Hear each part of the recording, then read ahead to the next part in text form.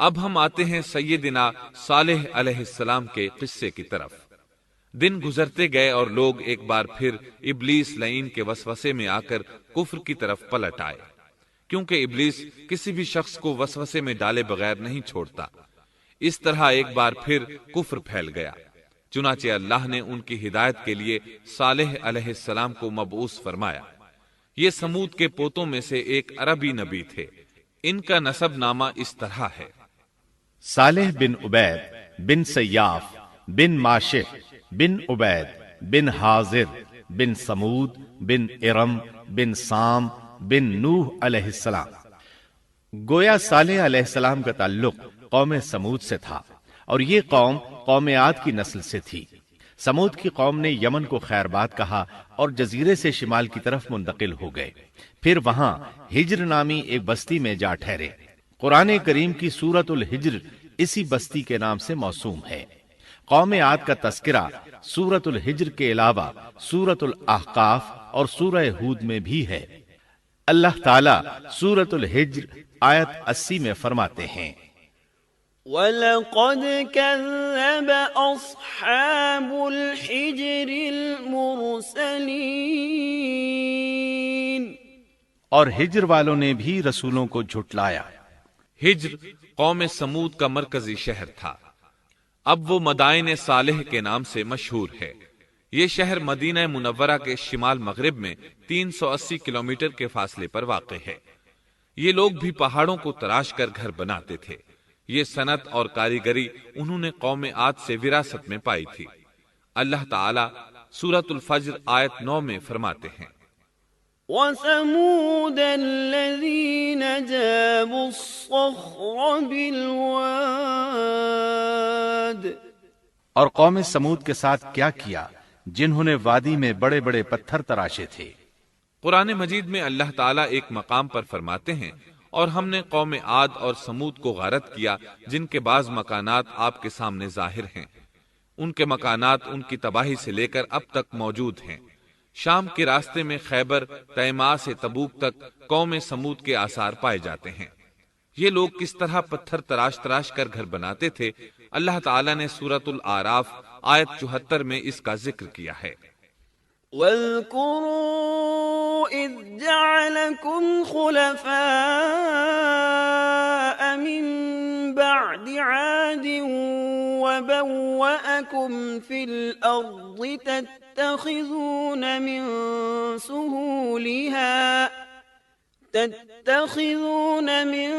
سُهُولِهَا قُصُورًا وَتَنْحِتُونَ الْجِبَالَ بُيُوتًا فَاذْكُرُوا آلَاءَ اللَّهِ وَلَا تَعْثَوْا فِي الْأَرْضِ مُفْسِدِينَ۔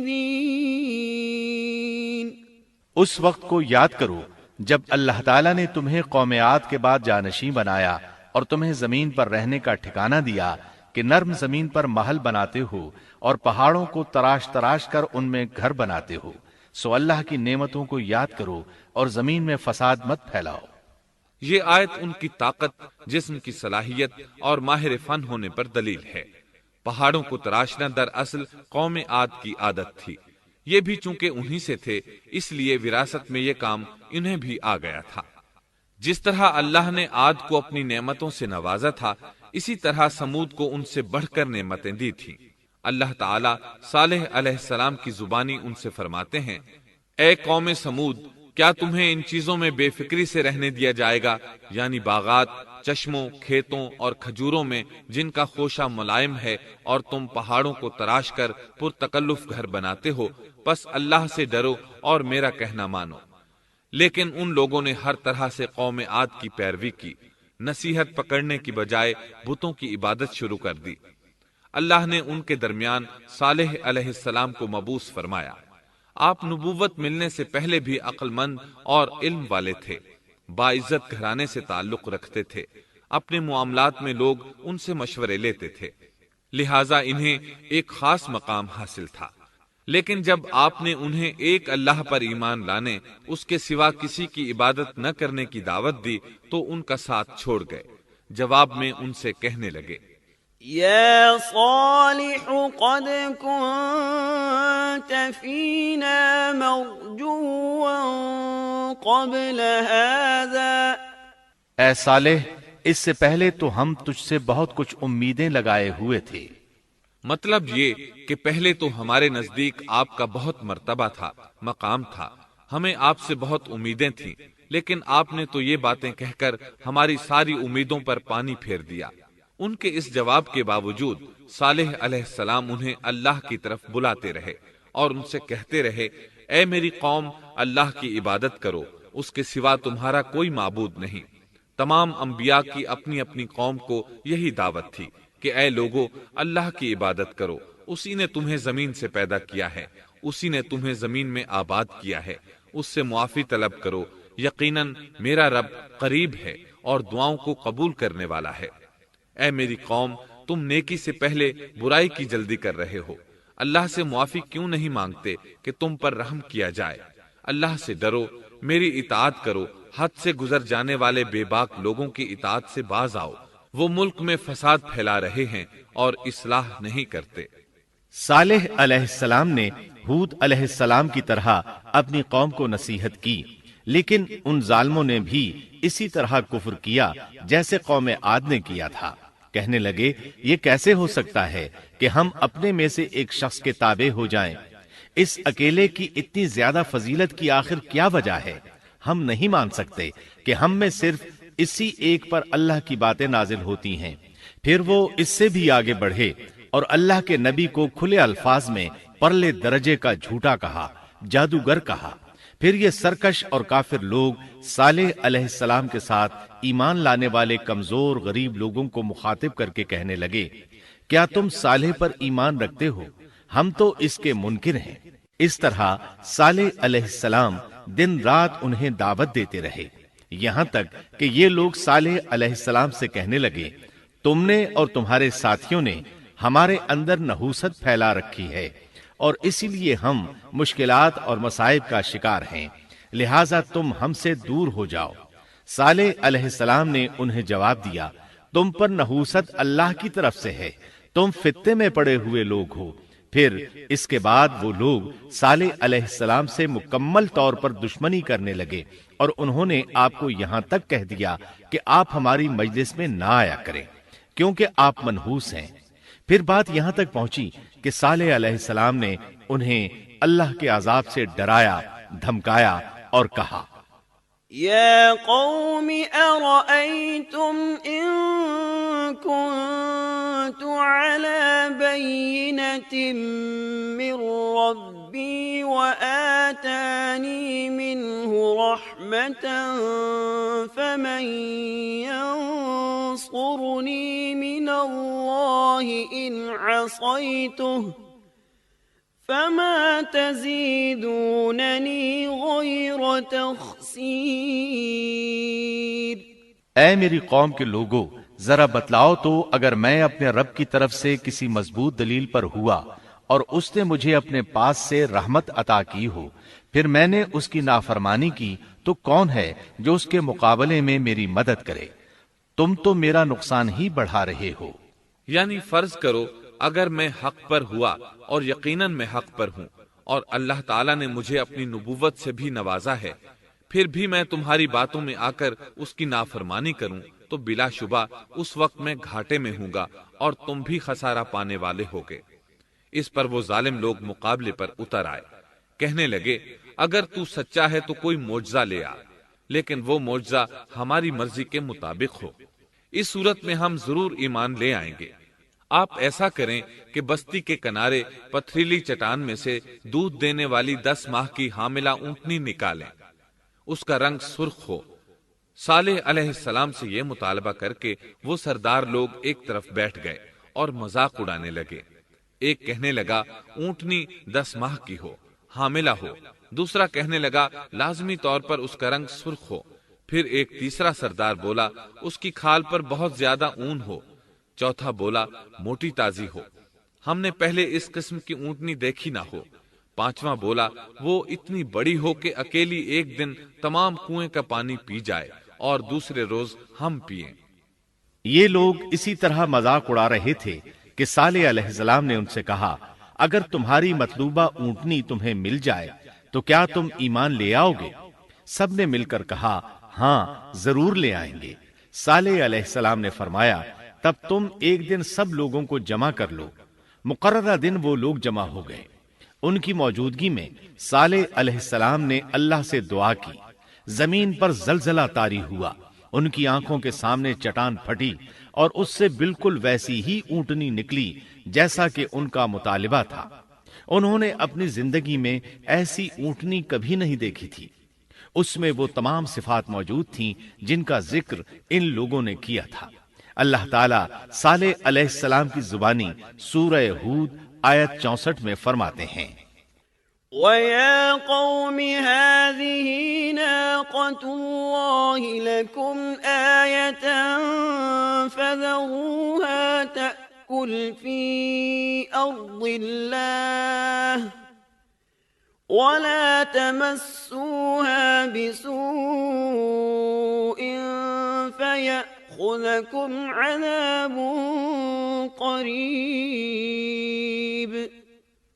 اے میری قوم، یہ اللہ کی بھیجی ہوئی اونٹنی ہے، یہ تمہارے لیے ایک معجزہ ہے۔ اب تم اسے اللہ کی زمین میں کھاتی ہوئی چھوڑ دو اور اسے کسی طرح کی تکلیف نہ پہنچاؤ، ورنہ فوری عذاب تمہیں آ پکڑے گا۔ اس اونٹنی کو چونکہ کسی اونٹنی نے جنم نہیں دیا تھا، اس لیے اس کو ناقۃ اللہ یعنی اللہ کی اونٹنی کہا گیا۔ پھر صالح علیہ السلام نے فرمایا، لوگو سن لو، ایک دن یہ اونٹنی پانی پیے گی، ایک دن تم پیو گے، تم میں سے کوئی اسے تکلیف نہ پہنچائے، ورنہ اللہ کا بدترین عذاب تم پر نازل ہوگا۔ سورۃ القمر میں اللہ فرماتے ہیں، بے شک ہم اونٹنی کو ان کے لیے آزمائش بنا کر بھیج رہے ہیں، تم صبر کے ساتھ ان کے انجام کا انتظار کرو۔ اس نشانی کے ظہور کے بعد اللہ تعالیٰ نے صالح علیہ السلام کو مخاطب کر کے فرمایا، تم اب دیکھتے رہو کہ ان کا انجام کیا ہوتا ہے، ان کی سختیوں پر صبر کرو، ان سے کہہ دو کہ پانی پر ایک دن ان کا اختیار ہوگا اور ایک دن اس اونٹنی کا، خبردار کوئی زیادتی نہ کرے اور اس اونٹنی کو پانی پینے سے نہ روکے۔ سورۃ الشمس میں اللہ تعالیٰ فرماتے ہیں کہ ان سے اللہ کے رسول نے فرما دیا تھا کہ اللہ کی اونٹنی کی اور اس کے پانی پینے کی باری کی حفاظت کرو، یعنی اسے نہ تو پانی پینے سے روکو اور نہ ہی اسے کوئی تکلیف پہنچاؤ۔ اس معجزے کو دیکھ کر لوگ دو گروہوں میں بٹ گئے۔ بہت کم لوگوں نے صالح علیہ السلام کی پیروی کی، ان پر ایمان لائے، جبکہ اکثر لوگ پھر بھی اپنے کفر پر ڈٹے رہے۔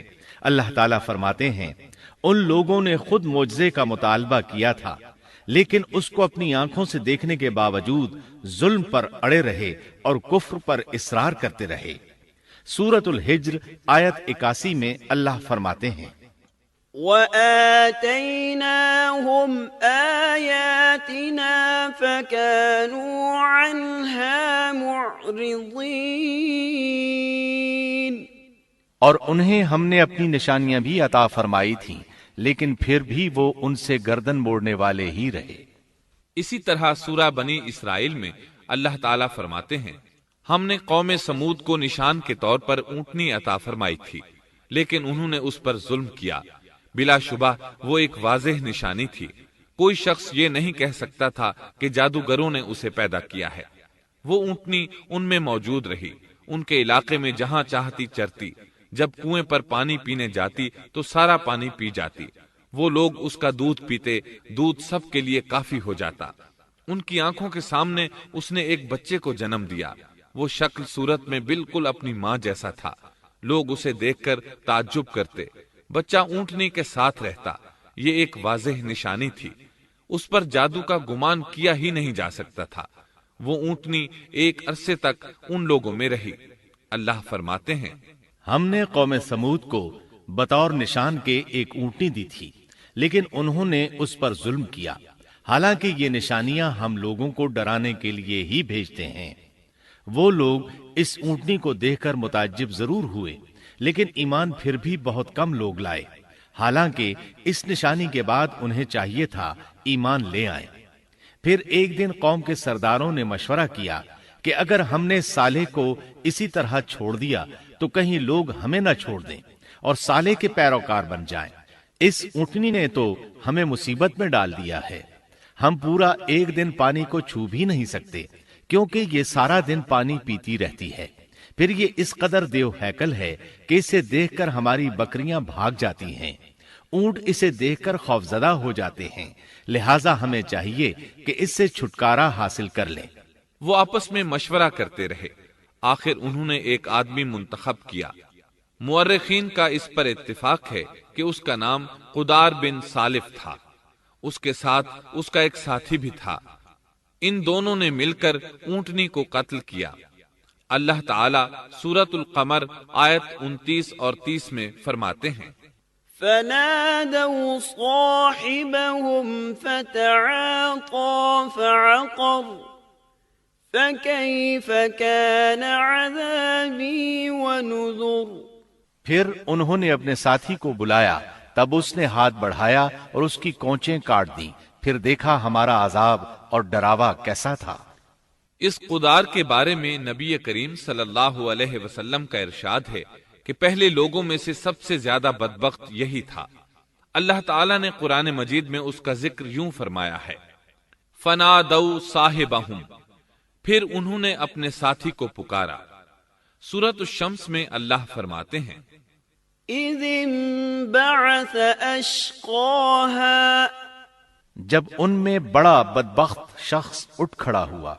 یہ بدبخت قدار اٹھا، اپنے ساتھی کو ساتھ لیا اور اونٹنی کو قتل کرنے کے لیے تیار ہو گئے۔ آپس میں مشورہ ہوا کہ یہ نہ کہا جائے ہم نے اسے قتل کیا ہے۔ اس طرح باقی لوگوں نے بھی ان سے اتفاق کیا۔ اللہ تعالی سورہ نمل آیت 48 میں فرماتے ہیں، وَكَانَ فِي الْمَدِينَةِ 9 رَهْطٍ يُفْسِدُونَ فِي الْأَرْضِ وَلَا يُصْلِحُونَ۔ اور اس شہر میں 9 آدمی ایسے تھے جو زمین میں فساد کرتے تھے اور اصلاح نہیں کرتے تھے۔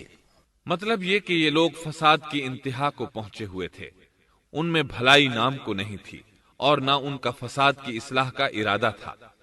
بخاری، مسلم اور مسند احمد کی ایک حدیث میں ہے، رسول اللہ صلی اللہ علیہ وسلم نے ایک بار اپنے خطبے میں اس اونٹنی اور اسے مار ڈالنے کا ذکر فرمایا۔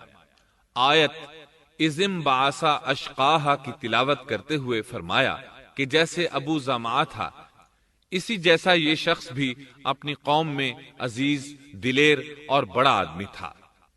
تمام لوگوں نے اس بدبخت کے ساتھ عہد کیا اور اسے یقین دہانی کرائی کہ اگر تمہارے ساتھ کسی نے برائی کا ارادہ کیا تو تمام قوم تمہاری حمایت میں اٹھ کھڑی ہوگی۔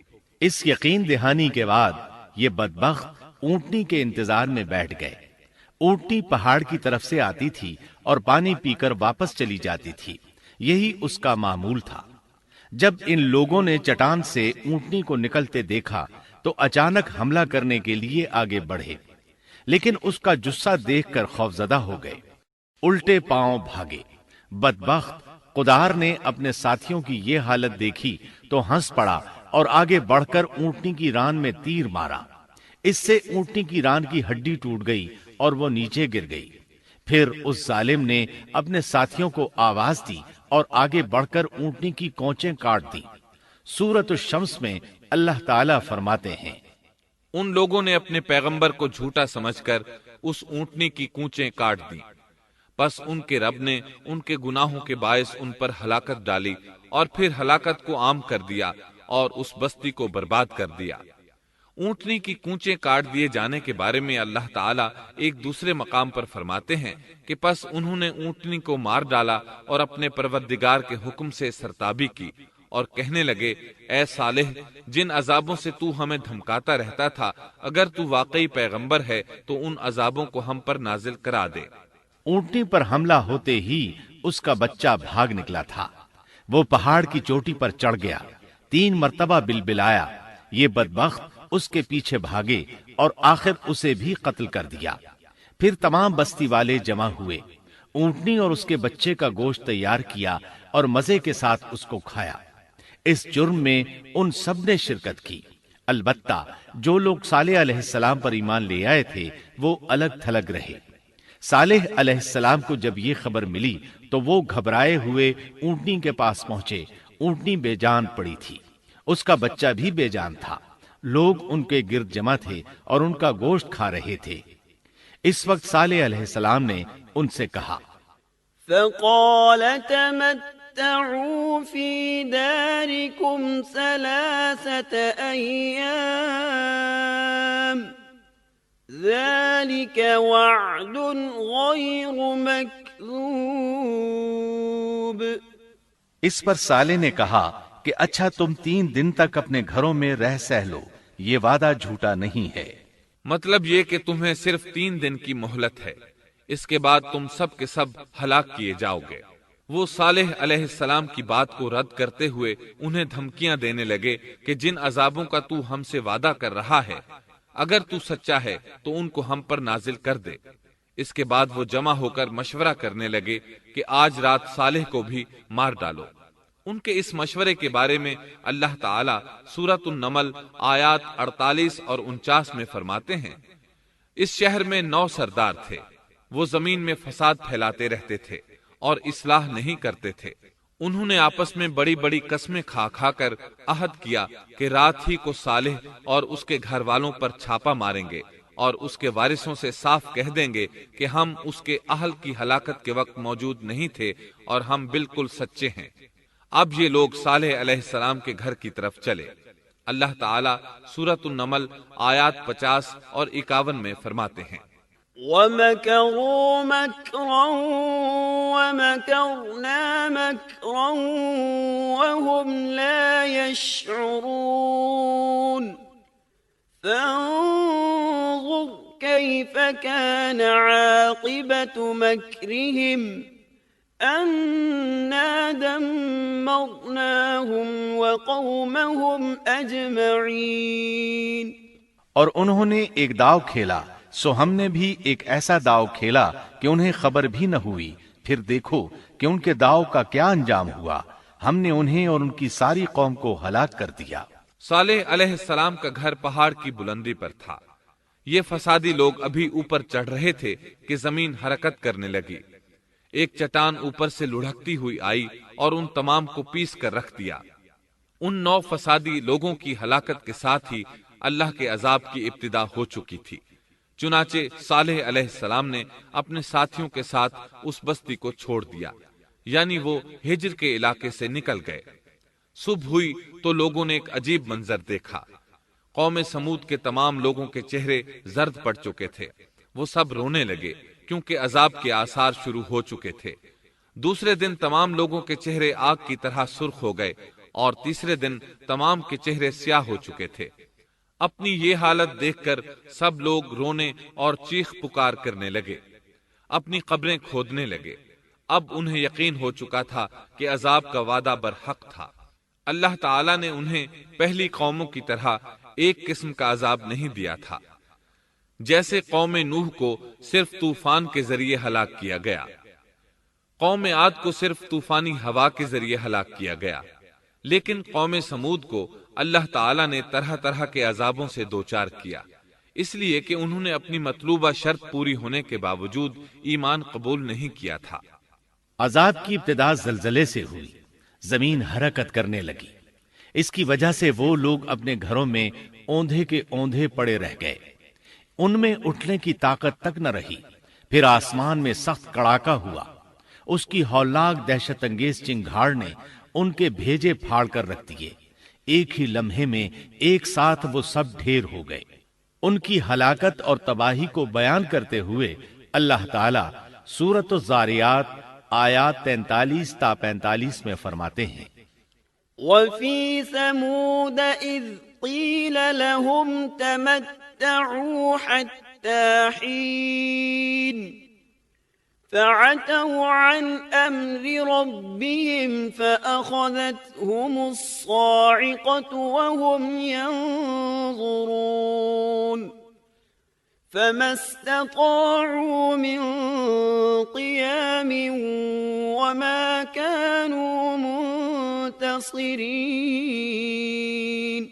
اور سمود کے قصے میں بھی عبرت ہے جب ان سے کہا گیا کہ تم کچھ دن تک فائدہ اٹھا لو، لیکن انہوں نے اپنے رب کے حکم سے سرتابی کی، اس پر انہیں ان کے دیکھتے دیکھتے تیز و تند کڑاکے نے ہلاک کر دیا، پس نہ تو وہ کھڑے ہو سکے اور نہ بدلہ لے سکے۔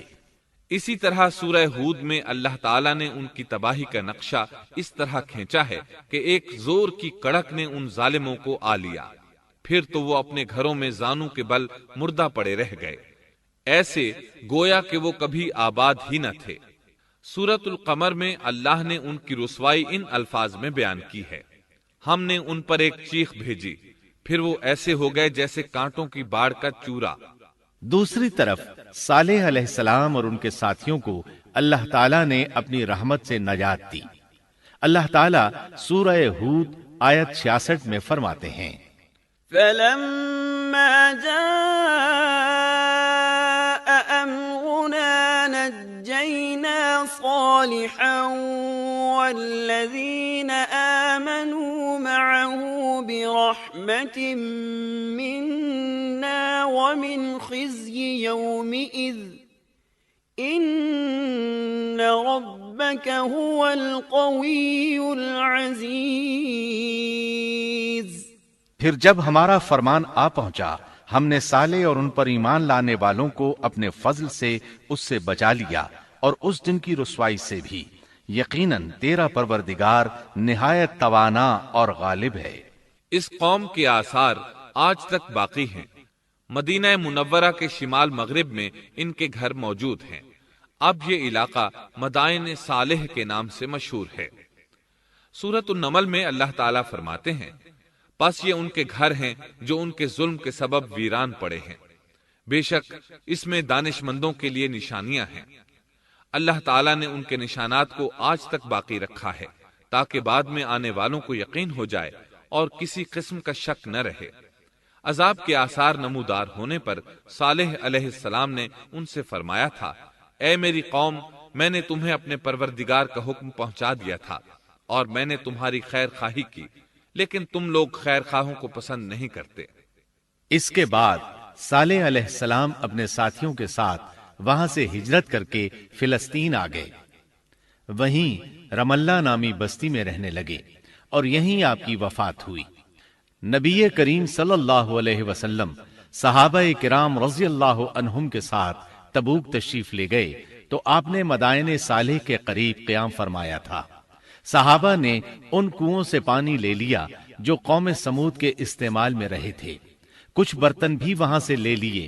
آپ کو پتہ چلا تو آپ نے حکم فرمایا: ان برتنوں کو توڑ دو اور اس پانی کو بہا دو، اور اس پانی سے جو کھانا تیار کیا ہے اس کو الٹ دو۔ آپ نے انہیں ان گھروں میں داخل ہونے سے بھی روک دیا جن میں اللہ کا عذاب نازل ہوا تھا۔ آپ صلی اللہ علیہ وسلم نے فرمایا: میں ڈرتا ہوں تم پر بھی ایسا عذاب نہ آ جائے جیسا ان پر آیا تھا، اس لیے ان کے علاقے میں داخل نہ ہوا کرو، اور اگر داخل ہونا پڑ جائے تو روتے ہوئے داخل ہوا کرو، اور رونا نہ آئے تو رونے جیسی شکلیں بنا لیا کرو تاکہ تمہارا شمار ظالموں میں نہ ہو۔ اللہ تعالیٰ فرماتے ہیں: ألا